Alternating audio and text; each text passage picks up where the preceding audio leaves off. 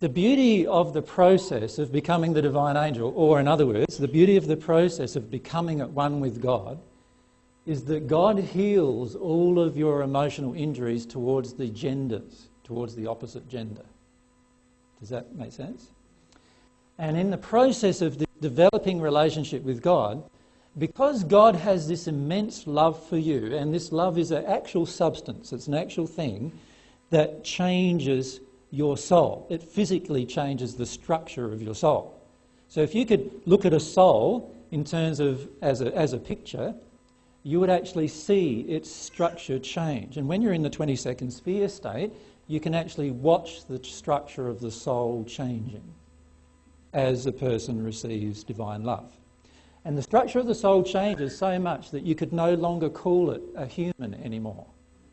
The soul has now changed into this complete structure, although it is possible to still live here on earth in that state. So you can still be human, but the structure of the soul is very, very different in that state to the structure of the soul in this state.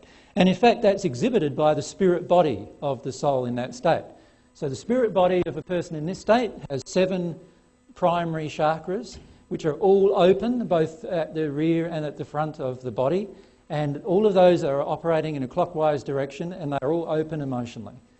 In this state, there are many other crossovers of energy points that start occurring, and you start actually growing more chakras, if you like, even in your spirit body as a result. And the reason why nobody's drawn it on Earth is because there's only ever been one person in that place on Earth. And so nobody's been able to see it and then draw it and then get passed down through the generations. But in this generation, many of you will get to this state. And therefore, many of you will be able to draw it and also demonstrate it to others in terms of what it feels like, which is more important. So they are the only 2 destinies that are really ahead of you.